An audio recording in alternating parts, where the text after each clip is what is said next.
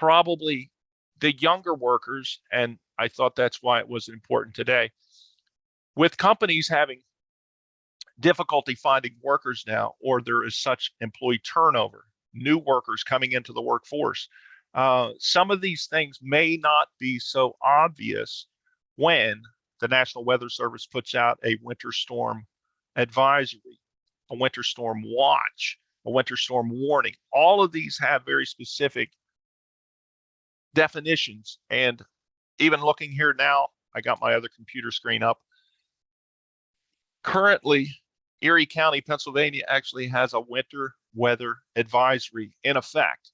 And if you've watched the news this morning, the Weather Channel, the local news had very specific instructions on what to expect throughout the day as it pertains to weather in our area. We're expecting snow later today. We got a little bit last night.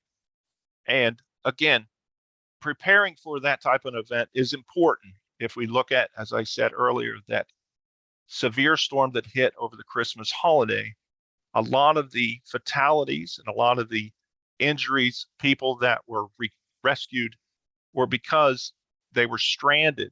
They were stuck either at their home for a long period. Some people were unable to get some of the necessities that they needed for everyday basic living essentials, whether it be food, medicine, things that are important to all of us. So it's important to understand some of these terms. Again, the advisory is something to inform people that winter conditions are not life-threatening, but to expect inconveniences that may be hazardous. The winter storm watch is again defined as the conditions are such that you should expect heavy snow or ice in your area. And then it also prescribes a particular duration, right? It says the National Weather Service will issue a watch to provide 12 to 36 hours notice of the coming severe winter weather. To whereas a winter storm warning is issued when the forecast includes snow, ice, blowing snow, or a combination of locally as defined by the criteria. A blizzard warning takes into account three particular specifics. One being that it has near zero visibility, significant wind is involved, and wind chill. The temperature itself is very important when the blizzard warning is issued. Let's go to the next slide. Other cold weather related terms, as I said earlier about the wind chill. Wind chill is something that not everyone is familiar with. I'll say, if you're not from this particular part of the country, wind chill may not be something you're always understanding of, especially people that live, parts south of Pennsylvania, I'll say. But wind chill is something you should be aware of. And again, the National Weather Service will put out these advisories when wind chill is expected to be significant or an inconvenience to life itself if you are caught in or exposed to long periods of severe temperatures. Again, but it goes up as the first term that's used is the wind chill advisory.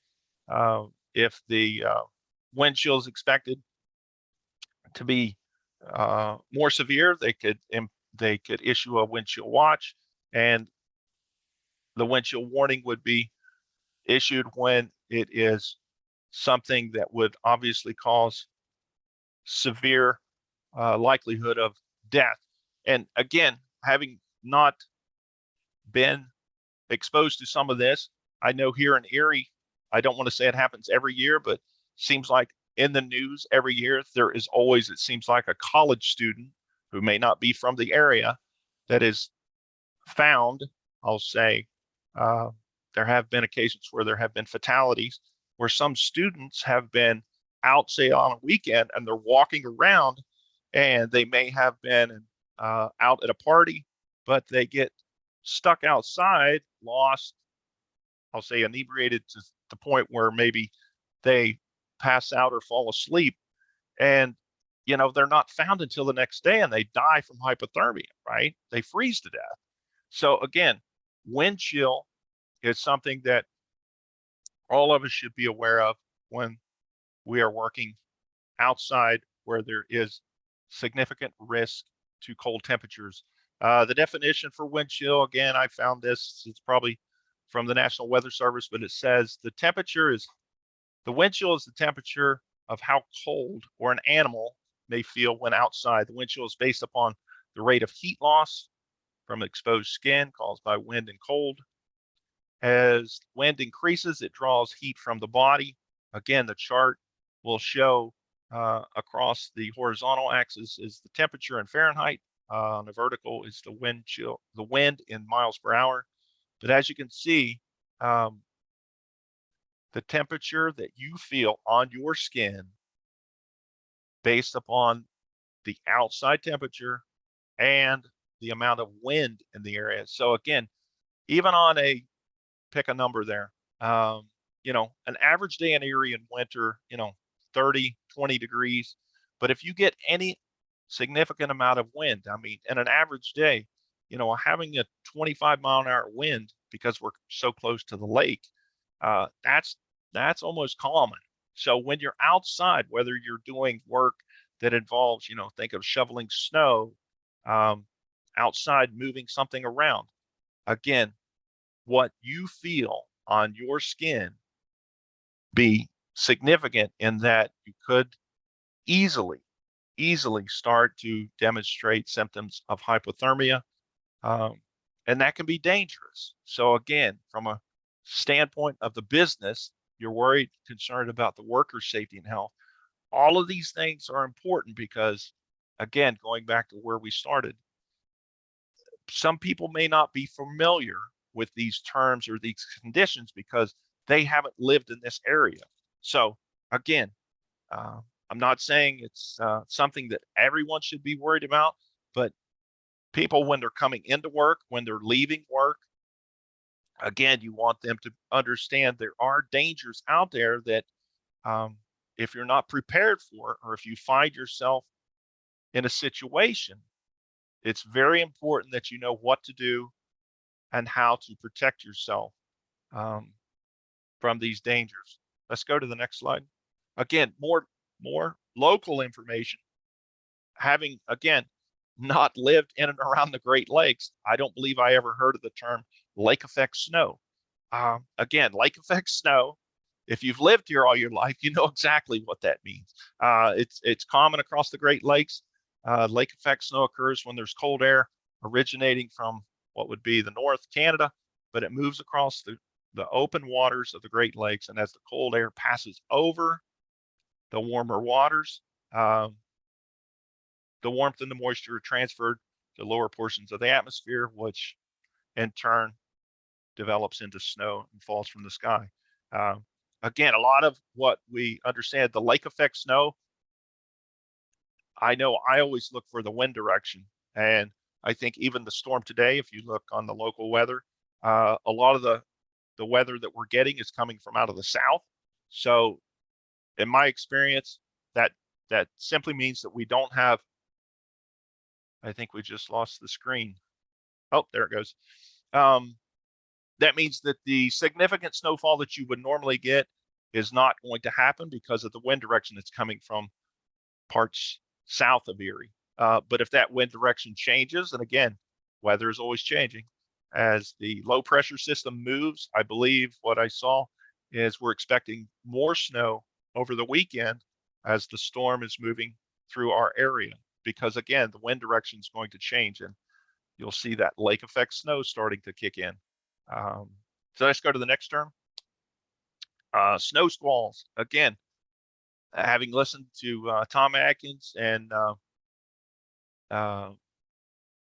Stalin from the other weather meteorologists here locally, I know the term snow squall. Again, if you're not from Pennsylvania, you may not know that term, but we get this all the time locally, right? And again, it usually develops in only certain areas, but again, there's a specific definition to what a snow squall is. It's an intense snow event, limited in duration, could be moderate to heavy snowfall, accompanied by wind, resulting in reduced visibility and whiteout conditions.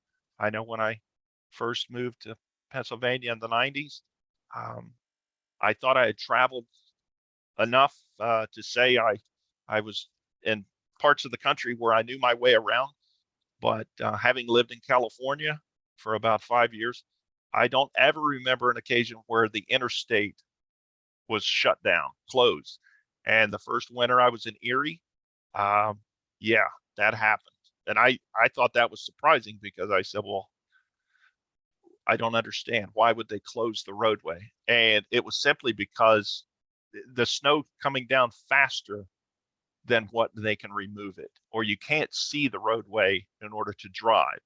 So again, locally, I believe people that live in this area are familiar. But again, think of the movement of your workers, your business. You do come and go on a daily basis. You have maybe trucks coming in, trucks going out.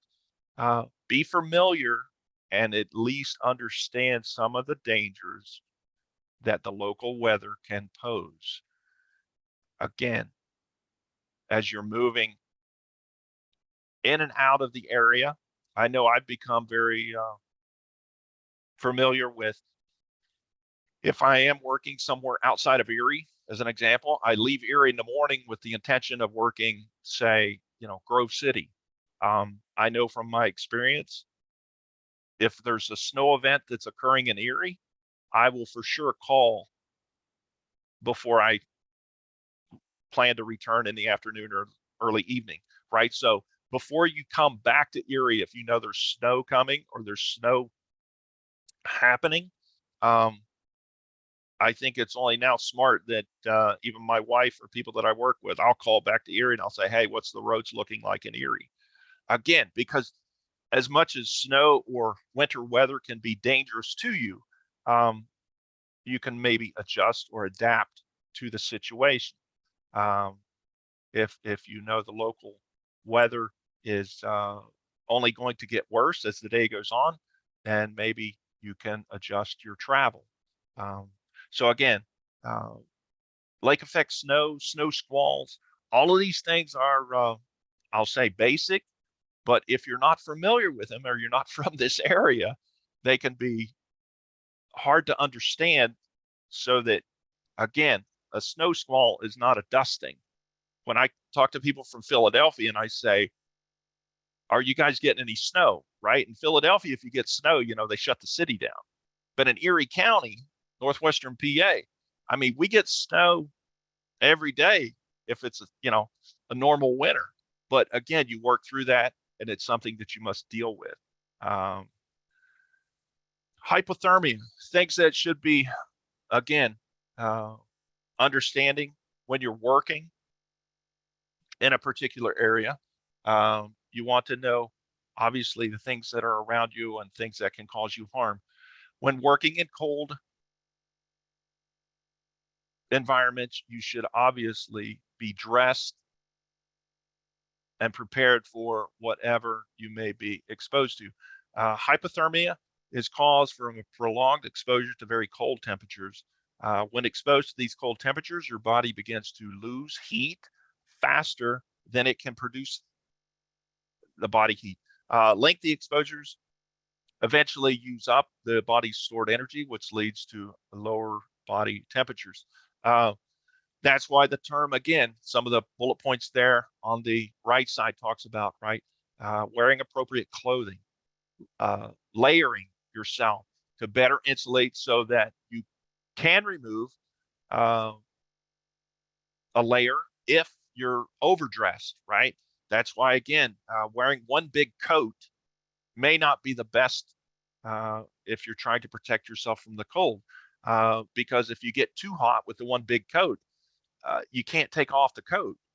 But if you had two layers that are thinner, right, you may be able to shed one layer, because what you're hoping to do is to not sweat. You don't want to sweat because becoming wet is bad also, right? If it's a cold environment, if you're wet, you can lose body heat much faster. So sweating is bad. And again, it gives you examples of, whether it's your coat, whether it's your feet with your boots. They tell you to always wear a hat, right? Wearing a hat, I will be the first to tell you, when I'm outside, I have to wear a hat, only because I don't have a lot of cover on my head. And as we all know, again, if you're from the area, you work in a cold environment, if you don't wear a hat, a lot of your body heat goes out the top of your head.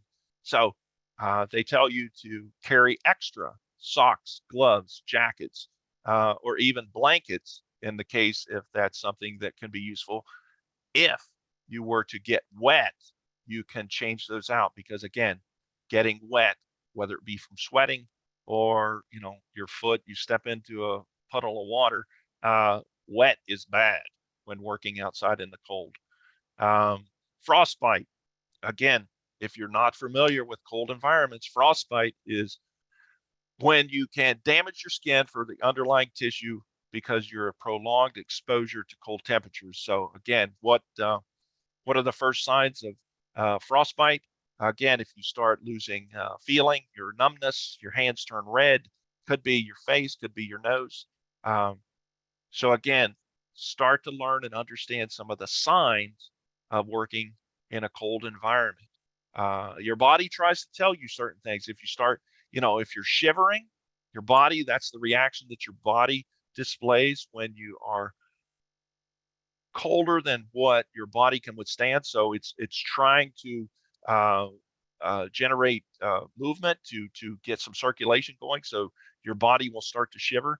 Again, that should be a very quick indication that you need to warm up. You need to provide something other than the cold that you're being exposed to. So jump to the next slide. Again, I know those are basic terms, and I apologize if I went on and on about, what it means to be in a cold environment. But again, we're starting to see people in the work environment that may be either new to the area or they're not familiar with working in such cold conditions. What does this say in the OSHA book when looking at regulations? Under personal protective equipment, let's pull out a couple of things here that are very specific. 1910.132 specifically calls out in paragraph H, from the employer's perspective, the company. It says the company is not required to pay for, and then it gives a list of what the personal protective equipment they're not required to pay for. And under the third paragraph, it's very clear. We get a question all in the wintertime. People call and they'll say, "Hey, the company didn't give me a winter coat." Okay, it's very clear in the OSHA standards. It simply says the company is not required to provide and pay for ordinary clothing used solely for the protection from weather. Winter coats, jackets, gloves, parka, rubber boots, hats, right? So it goes through the list of, if you need something to keep you warm because of the weather, the company is not required to provide that to you. So I can't make the company buy you a winter coat. I can't make the company buy you a pair of winter gloves. So it's very specific. And we get that question a lot, as I said. So I'm not saying that the company doesn't have to buy you gloves, because if your hand is exposed to, say, being cut, laceration hazard, yeah, they got to give you something to protect your hand from being cut. But the company doesn't have to give you something to protect you from the cold winter weather. So again, there's a link at the bottom there that gives you some more explanation on some of these things. But if you need to dress warmer, whether you need to wear another layer of clothes, we talked about layering, something to keep you warm because of where you are working, that's the employee's responsibility. Now, we can argue, we can get into some, specific circumstance where in my opinion, it may not be weather related.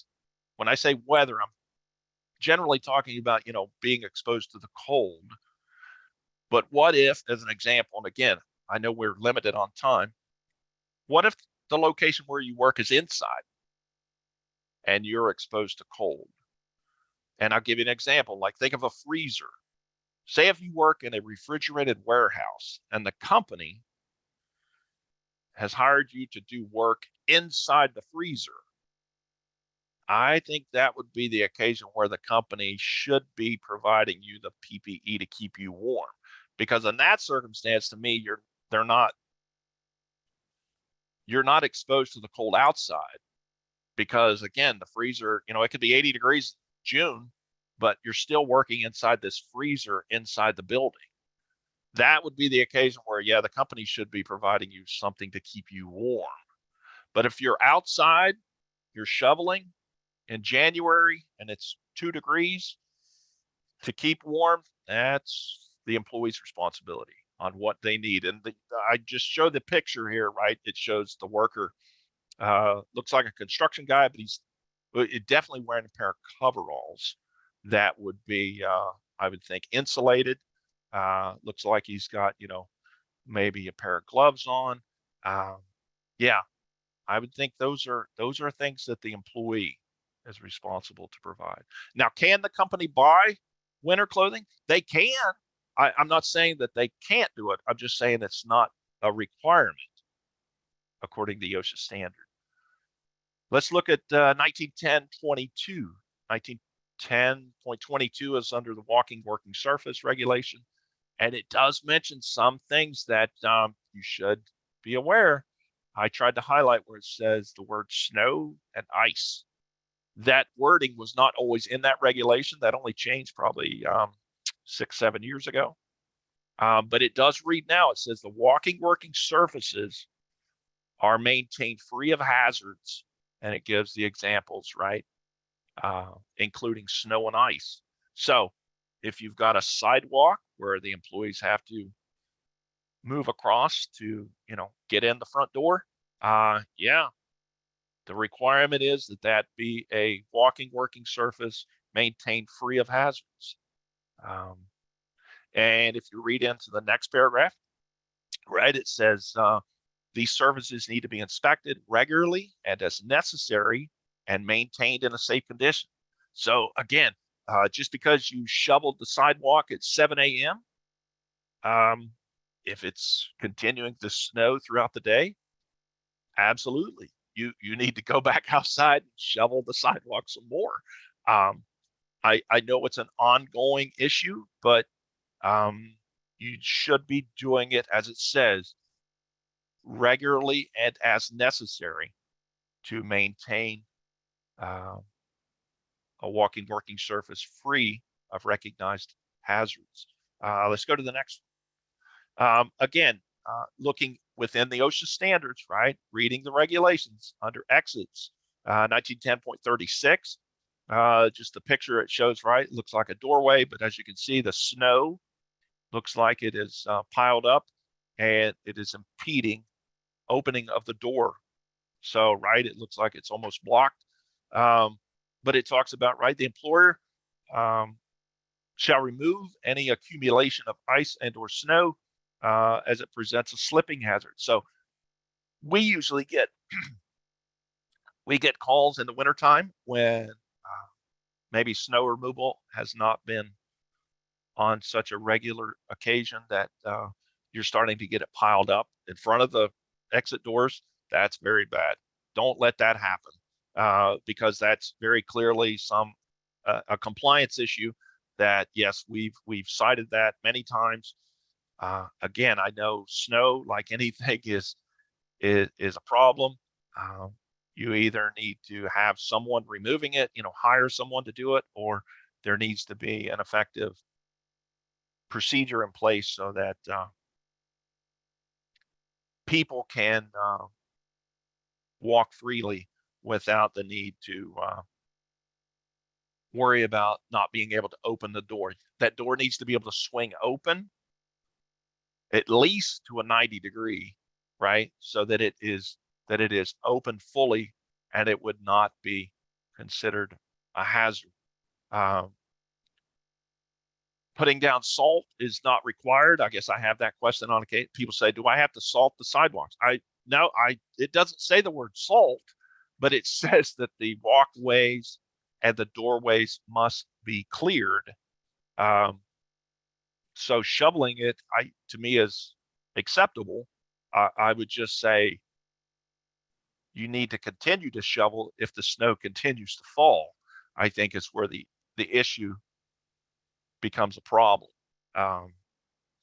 So again, I know snow in Erie, it comes down in buckets. It if it's a busy snow day, then yeah, you're probably going to have to increase the amount of snow removal, right?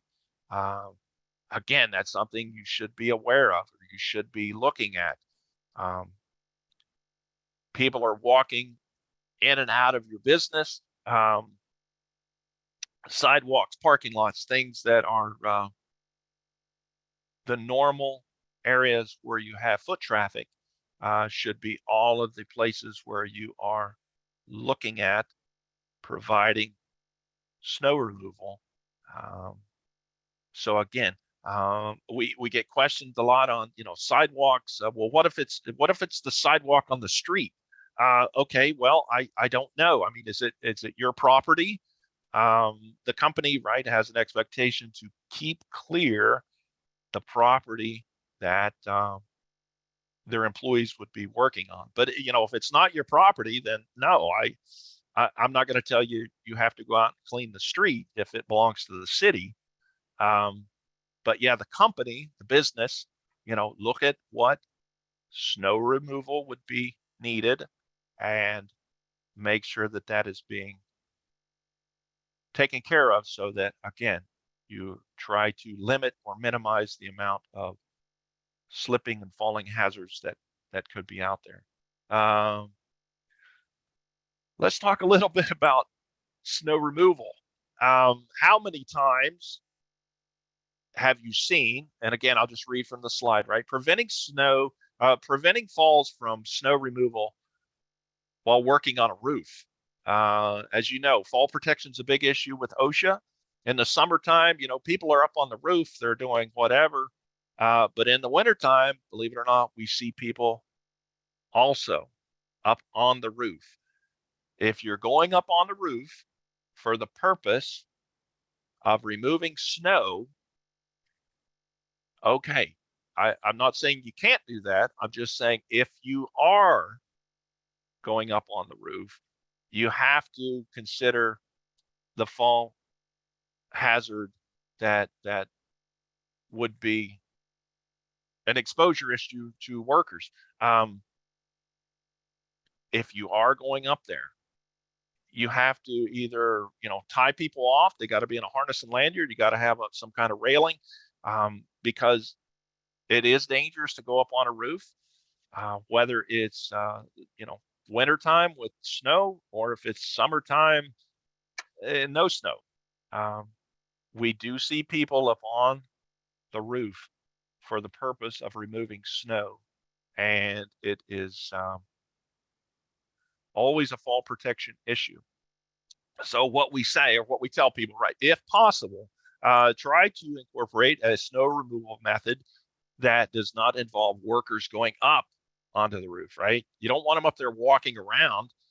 If you can do it from an aerial lift, any number of ways that you could remove the snow. Again, the reason you're removing the snow, it's too heavy. I don't know. You're worried about the roof collapsing. Sure, that could happen if there's that much snow up there. What I would advise, or what I would point out, is if you're hiring a company, right, you're going to contract out the work. Okay, well, again, you still have to consider the fall hazard of workers that are on the roof. Even if they're contractors, you still have to require fall protection being used. That could be become an issue of multi-employer, meaning that, you know, if we get a complaint, or if we get word that, you know, somebody's up on a roof and they're, you know, shoveling snow, yeah, that would cause the OSHA office to respond. There'd be an inspector, a compliance officer would come to the location, and that's what we would be looking for, is the fall protection issue, making sure that people are protected, that they are not at risk of falling off the roof. Again, there's a link at the bottom. It shows examples. There's a publication on this snow removal issue. We've had accidents. I know where we have had people fall off the roof when they're shoveling, and it's very dangerous, very hazardous work. Let's go to the next slide. Some of the other, again, winter equipment. I know people that are from Pennsylvania, especially this part, the snow belt, know exactly what a snowblower is. But believe it or not, I'd never had a snowblower, didn't know what it was until I moved to Erie. It's a very useful piece of equipment, but they can be dangerous. And just reading here from the slide, right? The most common cause of injury is lacerations and amputations. And that is when the operator attempts to clear the machine. When it is jammed, the snow will become impacted and either the chute or in the auger itself. But believe it or not, people try to do this when the machine is running, and that is very dangerous. The snowblower, they say, right, always turn off the snowblower and then use a long stick to clear the debris or the wet snow. Always keep your hands and feet away. Again, the rotating parts of the snowblower are the thing that is most dangerous. They do provide, makes sure that it says refueling be done prior to starting the machine. Never add fuel while it is running for the potential of a fire. If you do have a snowblower, again, if you want to go look at the one that you may have at your company, check for that stick or that tool. I believe all snowblowers now, when you purchase them, they'll have something, because it's the liability from the manufacturer that they provide that type of tool when the machine is purchased, because you'd be surprised the number of accidents I've seen, hospital emergency rooms in the wintertime. You know, you walk in there and the guy's got, you know, 4 fingers, and yep, he was running his snowblower, and sure enough, you know, he got caught in it. And it'll pull you into the machine, you know, completely mangle your arm, your foot, and be very careful, mindful of that type of equipment. Even people, when you're walking in and near those, you know, little kids, I don't want to say, again, it's a dangerous piece of equipment with moving parts that are, you know, right there in front of everyone. So the people, when they're using that type of machinery, you know, try to have them clear the sidewalks, you know, before the company starts in the morning, right? So that you don't get all that foot traffic walking by the snowblower as it's working. Snowblowers can be very, very useful. You can remove a lot of snow very quickly, but they can be dangerous. So watch for the snowblowers, or check the ones that you have, right, for that tool to clear the jam. When we talk about winter weather, I think over the Christmas holiday, like I said, we have, you know, many examples of tragedies up in Buffalo just over this last Christmas holiday. Some of the issues I know I heard in the news myself were carbon monoxide events.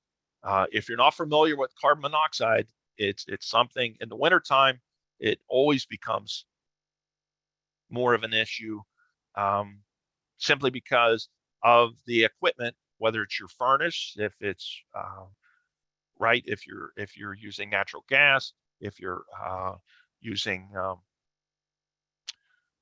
other types of fuels that would produce carbon monoxide. The example I use here is the portable generators that again have internal combustion engines. Gasoline, I think, is the one here in the picture. If you lose power, electricity, right? People will say, "Oh, I gotta get my house warmed up again. I got, a portable generator." Okay, portable generators are a good piece of equipment if they're used properly. And I know for years we've had issues with portable generators when people use them in such a way that they're creating a very dangerous situation. The first being that the carbon monoxide, the exhaust, is you're not using the equipment as it was intended in a closed space or inside. If you read the instructions on a carbon or on a portable generator, right, it'll say on the labels, on the booklets, never use the generator inside, even if you open the doors and windows wide open. This type of machinery will produce carbon monoxide at such a rate that it will overcome the room, the structure, and people. If you're working inside there, you will succumb to that carbon monoxide. It gives the instructions here. It says only use generators outside when placed 20 feet away from any type of door, window. It also goes further and says that you should install battery operated or battery backup carbon monoxide detectors. I tell people that all the time. Think of other types of equipment, not just portable generators, but fork trucks. If you're running a fork truck inside factory, building, warehouse, in the wintertime, right, you close the doors to keep yourself warm. But yeah, if you got that carbon monoxide that's in there, carbon monoxide, again, it's odorless, colorless, and it can quickly overwhelm people. It starts with, you get symptoms, you start to feel dizzy, you get a headache, you don't feel good, nauseous. But yeah, we've had occasions, locally here, I know of a few construction sites or even like garages where people are working on cars, where they close the doors and they're running equipment inside, and yeah, they die from carbon monoxide. So think about that. If you had this type of equipment, ask the mechanics or the people, hey, you do know that produces carbon monoxide, right? Hey, how are you using it? You're not putting it in here, running it, and not having any way to detect the amount of carbon monoxide in the area. That's dangerous. That can be deadly. So the next part, winter driving, again, people familiar with working in Erie, Pennsylvania, understand winter driving is not the same as driving in summer conditions when it's 80 degrees. No, winter driving is quite different. Be familiar with that, whether you are working for a company and you're a delivery driver, or if you're working for a company as a operating a fork truck in the parking area, and it will operate differently on the wet, slippery surfaces of, although the company, just reading from the slide, although the company cannot control the roadway conditions, right? They can promote safe driving by ensuring workers recognize the hazards of winter weather driving. Driving on snow or ice-covered roads, being properly trained in weather conditions. I know in looking at the Weather Channel this morning, I believe, right, the winter weather advisory that was out currently in effect, right? Even yesterday, I think I saw conditions on Interstate 79 out of Erie. They had a road closure they had restrictions simply because of the amount of snow, and I believe they had a little bit of icing in parts south of here. So, again, when you're driving, make sure you have good equipment on your car. Tires are a big thing. Again, making sure that you slow down, you drive according to the conditions, right? Even though the speed limit may be 35 miles an hour coming across 38th Street in Erie, if the snow's coming down, right, you got to slow down. You need to give yourself more distance for stopping. Slow down before you try to make those turns. All of these things are important. And again, if you're not familiar or if you're not from the area, that may not always be common knowledge. I know I see Interstate 90 a lot. The traffic, it seems like because of where it is, they're on the very high summit township, right? They get significantly more snow up on 90 than you would say on, the Bayfront connector. Simply because of where it's at, the way the snowfall comes off the lake. So talk to people about the dangers of driving and what they need to do to safeguard themselves. Winter vehicle safety. Again, these are, if you're from Erie, I keep going back to that. If you're from Erie, you know these things. Whether you need, a windshield ice scraper.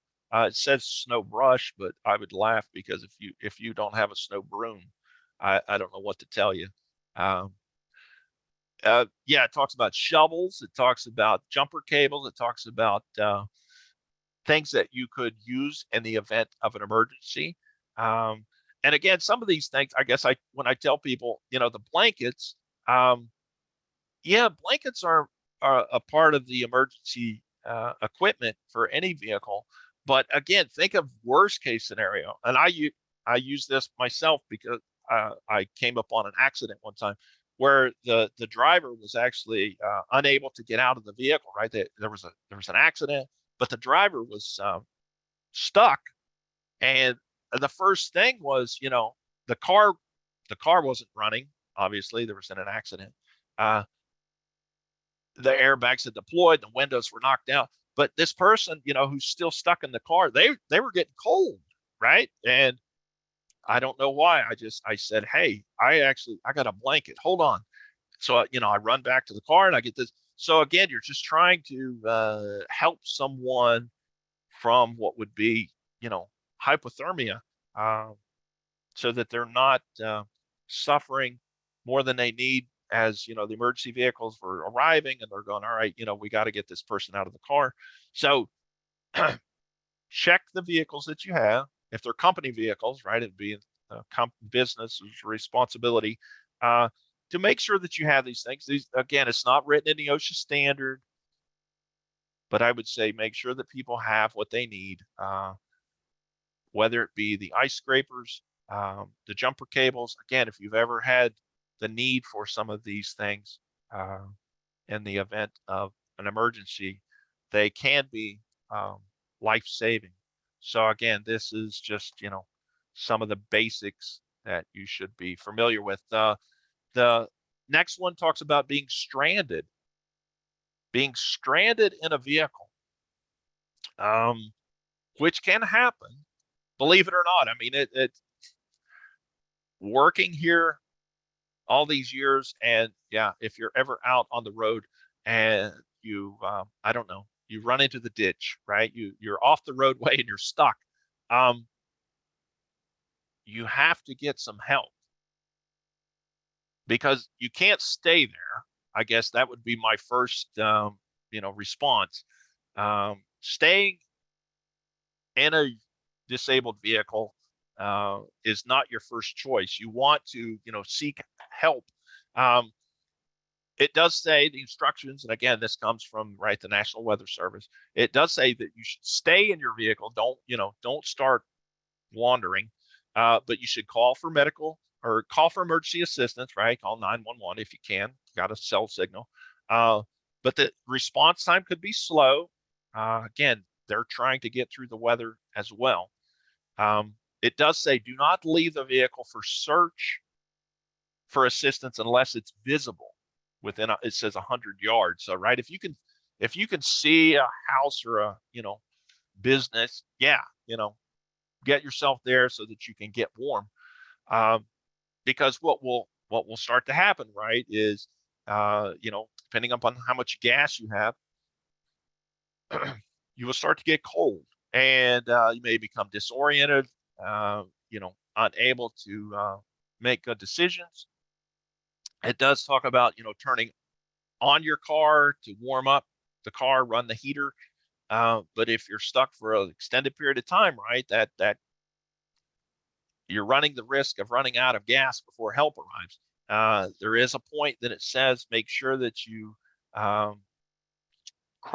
lower your window a little bit so as to get some fresh air in the car, because carbon monoxide can be an issue, especially if the car is in such a situation where the exhaust is blocked. Yeah, carbon monoxide there. And again, I say this, or I put this slide in here because with the event that happened in Buffalo over the Christmas holiday, they were finding people that they had froze to death, right? They were dead in their car simply because they had, no one found them. They were stuck in the snow, covered by the 5 feet of fresh snowfall. And that's just, I thought that was very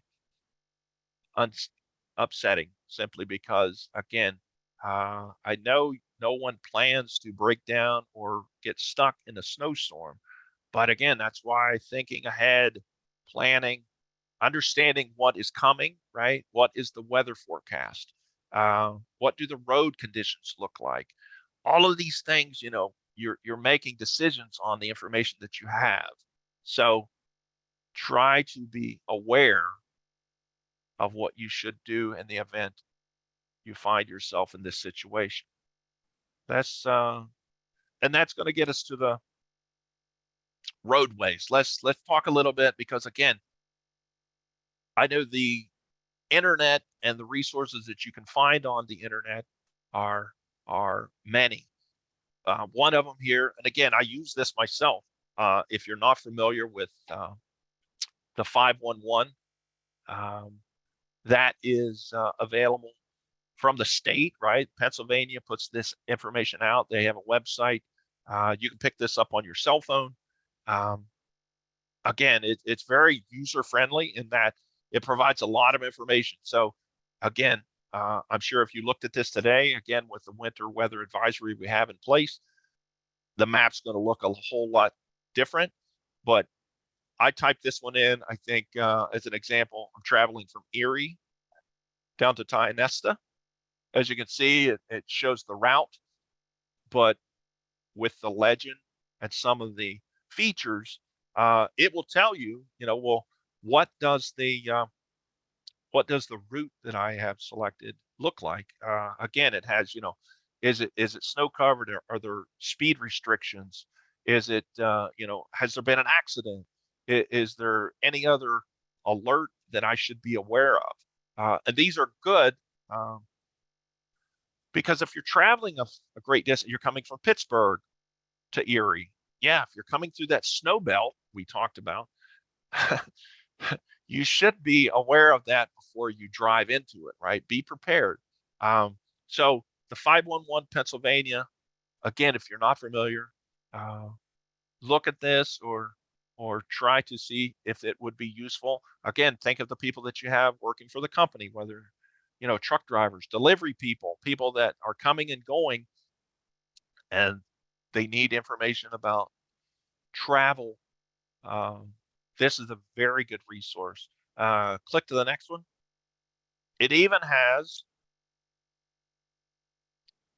pictures. Again, they're still pictures, but if you travel in many places of Pennsylvania, and this website has them listed, the traffic cameras, right? So it'll show, I believe that picture there was like Bayfront, maybe I-79 and West 26th Street. So they have the cameras. So if you need a visual, like, hey, what are the road conditions? It'll actually give you, I don't know how often this takes a picture, like every minute. So it will update. But again, the technology has come a long way just in the last 10, 15, 20 years. So the cameras are big and, again, helpful to drivers. The next part here, or this actually I found was from PennDOT. And I heard this, I guess, within the last year, and I had some questions. So I wanted to include this. It talks about restrictions. And when you have travel bans, as they did in Buffalo, right? In Buffalo, the governor of New York actually put in place, a travel ban, right? You were not allowed on the roadways.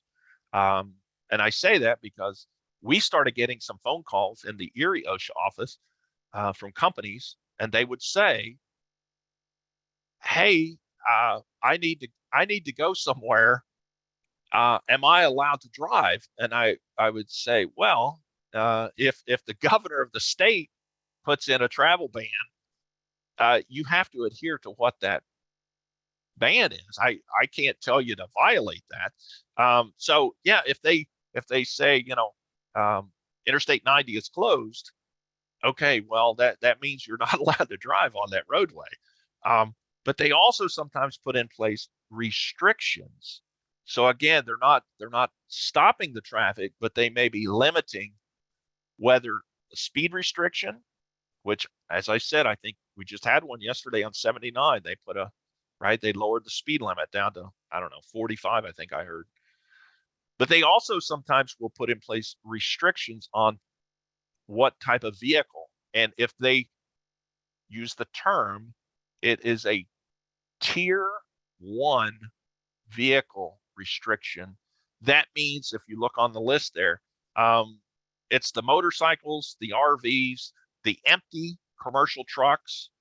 You usually see the tier 1 restriction when there's a heavy snow, right? Like a foot or more. Because again, if you're familiar with a motorcycle, you can't ride a motorcycle in, 12 inches of snow. Just the same with the commercial trucks. If they're unloaded, they're light, they're not heavy. They have a difficulty moving in that thick snow as well.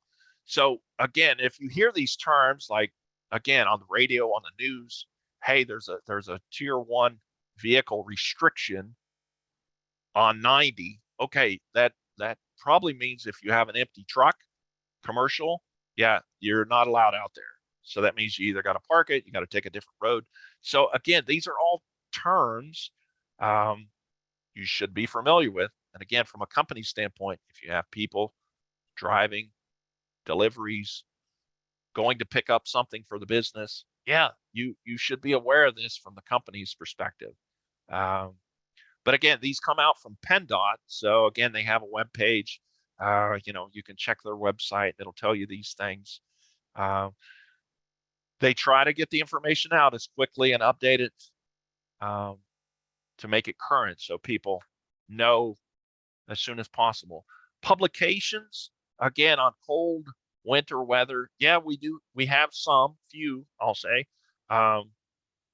Obviously, you can always go to the OSHA website, which there at the bottom, osha.gov/publications. Some of the ones that we did talk about, the generators, removing snow from the roof, right? There are booklets, pamphlets for each of those. You could click on that and it'll take you to that, or you can we put the QR code in there. So that's another way you can just take a picture of that. Going to the next slide, again, I was trying to point out or promote the OSHA webpage. Again, many pieces of information, resources, pamphlets, booklets.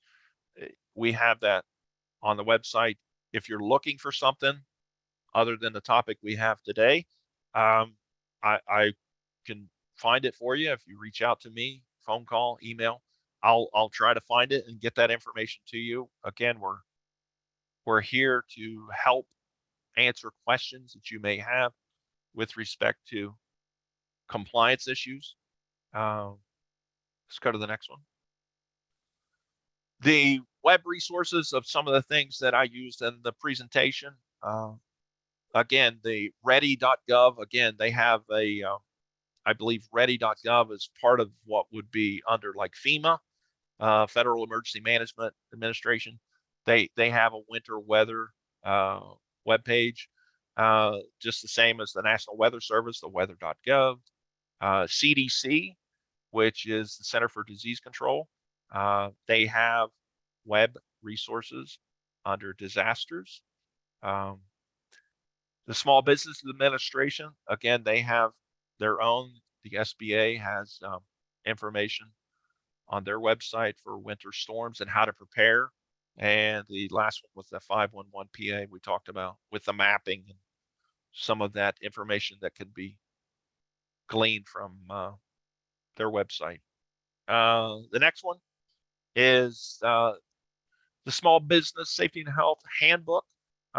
We've promoted this for some time now. Again, especially with our small business community, we want you to understand that there is information with respect to OSHA and compliance topics. This is it's an 83-page PDF, so it's a magazine. It's a booklet that can be useful. As you can see, just a screenshot of the table of contents. So it has a variety, probably has 40 different subjects. Again, things specific to OSHA, hazard communication, electrical, fire safety, things that you would need to be aware of. So if you don't know about this, I always tell people, hey, that's a good download. Go to the OSHA webpage. At the top is the link. The next one. The on-site consultation. If you don't know what the on-site consultation is, I always try to tell people this is the free OSHA on-site consultation service that is confidential, open and available to small and medium-sized businesses in all 50 states. The OSHA consultation services are separate from OSHA enforcement. So what that means is they do not issue citations or penalties. Let's go to the next slide. Here in the state of Pennsylvania, we have a consultation service, which I am proud to say is, if I had a company, I would utilize this service because, again, it is a win-win for the company and the workers because it is providing a service to the business as to help them comply with OSHA regulations.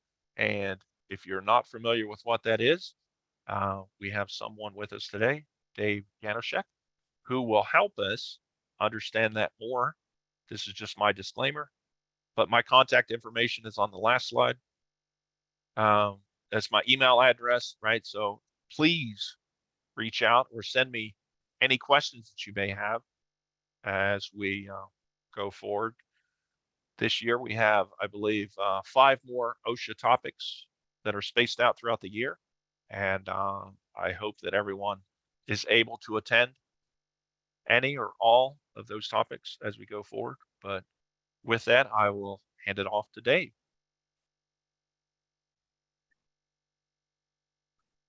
Okay, Sandy, you can go to the next slide.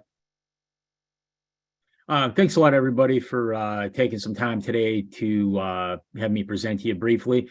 Just to kind of take off from where Mark left off there, I work for the Pennsylvania OSHA Consultation Program, which is based out of Indiana University of Pennsylvania, IUP, in the Safety Science Department. And as Mark had mentioned, he said, it's a free service. And if you're like me, anytime I hear something's free, my response is, yeah, right, nothing's free. Somebody's paying for it. So the answer is it's a free service to businesses in Pennsylvania. We receive funding to service small businesses from federal OSHA and the Pennsylvania Department of Labor. So they provide funding to the Safety Science Department at the Indiana University of Pennsylvania to go on site and assist small businesses in Pennsylvania with compliance with OSHA regulations, essentially. And what small and medium-sized businesses are for our purposes, those are businesses with less than 250 employees at the site, or under 500 corporate wide. So that's what we would consider a small business. Most of the visits we do are at establishments that are far less than that. They're 10 to 20, maybe max the site.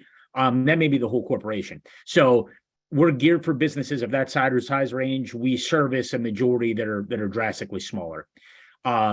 If a business puts a request in for service, we give priority to that on-site visit for employers in high hazard industries and or employees that are involved in particularly hazardous operations. For businesses that are larger than the sizes I mentioned earlier, we'll still assist them as best we can with the free service. We just typically, they don't really go to the front of the line. We'll get to them when we can get to them. And we typically would service them a more of a limited scope. So we may not be looking at everything from an OSHA compliance standpoint, but we may be able to pick a specific topic or focal area to look at with them. Go ahead, Sandy. Here are some of the services we do perform on site. Once again, and all this stuff's free. We'll come out and do physical hazard evaluations, either full or limited. The differences are a full service visit is somebody may say, hey, come do a walkthrough of our facility, give us an audit on everything from an OSHA regulatory standpoint. That's a full service visit. Limited service may be, hey, look, we think we're pretty good. Can you come out and look at our lockout tagout program? That's a limited service, so we could do that. Or maybe it's limited where, can you guys just come on site and do some noise dosimetries for us, some sound level surveys? That's all we're concerned with. We could do that as well. And as I had mentioned with the sound level surveys, we do industrial hygiene exposure monitoring. So let's say in your business, you have some welders that are welding on hexavalent chromium. We know that OSHA has regulations pertaining to hexavalent chromium. You've never done any monitoring to determine what your exposure is. We can come out and do that for free for you. Not that you couldn't do that on your own or hire a private consultant to do that, but you're going to get charged for their time, for analyzing the samples, everything that goes along those lines. We could do that for you for free. We can also do written program assessment, assist you with developing some of your training. We could do some training for you as maybe the safety rep or your safety committee independently on a specific safety topic. Oftentimes we'll get requests from businesses that have had an OSHA inspection. So enforcement's been out. They do an inspection. You've come to terms with that inspection, and if there's going to be a citation, what the citation is, what the monetary penalty is going to be. Now it's just you're to the point that, hey, we need to correct this. And some of those businesses have questions regarding what specifically they have to do to correct it. So we can come out and assist them with that. Also, we'll do some safety and health program system evaluation and help give you some guidance there on what you could do to improve your overall safety and health management system. Additionally, on site, we have a daily telephone calls we'll take. We have a safety consultant and a health consultant on duty essentially every day to answer phone calls with some type of regulatory question, whatever the employer may have.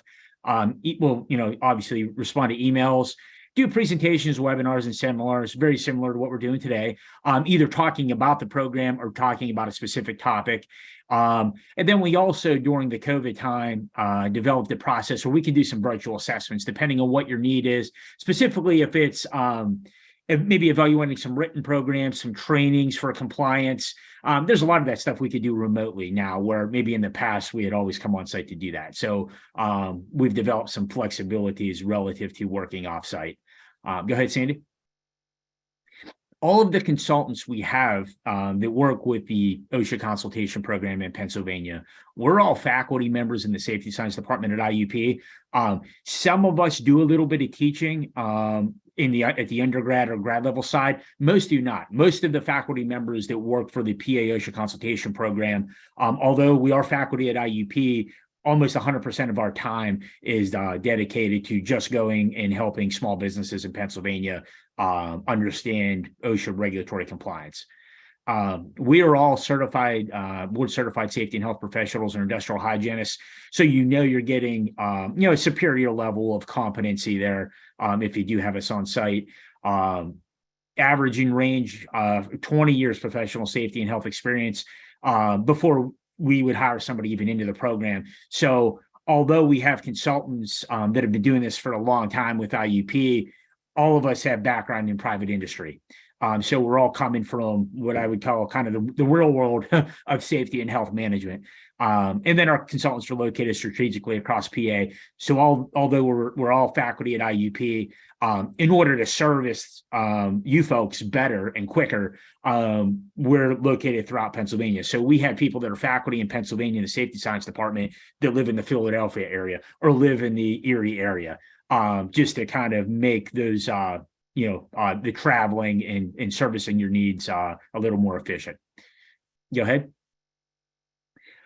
Our services are 100% confidential. So if you would put a request in for service from us, hey, you need some guidance on something, you need some help, we don't provide that information to anybody. So Mark up in the Erie area OSHA office would not have access to that. So those folks would never know that you put a request in for service. We don't divulge that information to anybody. Anything we do for you, any reports, any sampling, that goes directly to you. We don't provide that to insurance companies, lawyers, enforcement. You can do whatever you want with it, but we maintain complete confidentiality with the business that put the request in for service. Go ahead. So unlike enforcement, we don't issue citations, fines, penalties. So we're separate from enforcement. However, you have to request our service. So you have to ask for us to come out and help you. And when you do that, you're in control of the scope. So we're never going to direct, what specific, pardon me, you need to look at. Hang on one second. I'll be right back.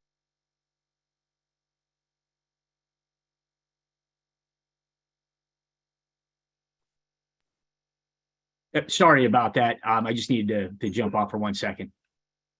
Go ahead, Cindy. Specifically, the program I work with in Pennsylvania is called the SHARP, which is a Safety and Health Achievement Recognition Program for small businesses in Pennsylvania. So if anybody would be interested in that, you can feel free to reach out for those services. Go ahead, Sandy. To request assistance, you can simply go online. You can see our website there. Go ahead, Sandy, to the next slide. You simply type or select that link right there, request a free consultation. If you do that, that'll take you to a page. You simply fill the page out, let us know who you are, where you're at, which service you're looking for, and then we will definitely contact you to set up an evaluation. Go ahead to the next slide, Sandy. And if you kind of take a look there as you scroll down through the page, we have some testimonials from businesses that have utilized the service in the past. And just to kind of where you can kind of see their experiences. It's kind of a good tool to look at. They're pretty brief, so they're not long. They're not going to take a lot of time for you, but you can give some of their perspective on the benefits they've seen with utilizing the service. Go ahead, Sandy. Just another area, just to mention to you, some of you may know, some may not. The Pennsylvania Department of Labor has a program called PATHS, which is a free safety and health training resource, which definitely I'd recommend anybody that's interested, go online, take a look at the service. They'll do free webinars in a multitude of topics. You can request topics, you can request training dates, you can simply log onto their calendar and sign up for a topic at a date that they already have scheduled. So just another resource I wanted to throw out there for you. Go ahead, Sandy. And then lastly, like I said, you can go online and take a look at our services. If you have any specific questions, feel free to give me an email, give me a call. That's my cell number there. And I'd be more than glad to answer those questions for you. Cindy, thank you so much. We appreciate PennWest Clarion's partnership in this program with OSHA. Mark, Dave, it's always good to see you, and we'll see you in March then, in person in Greenville for warehouse operations. Thanks, everyone. Thank you.